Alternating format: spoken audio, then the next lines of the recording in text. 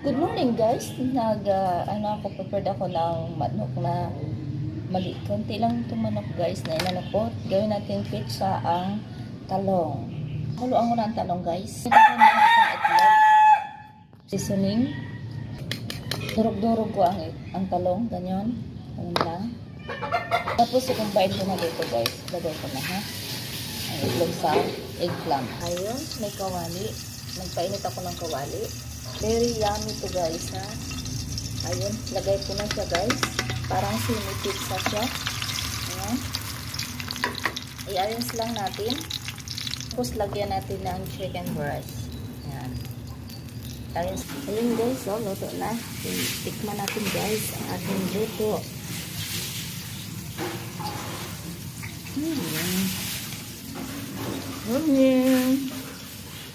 Pizzang talong na with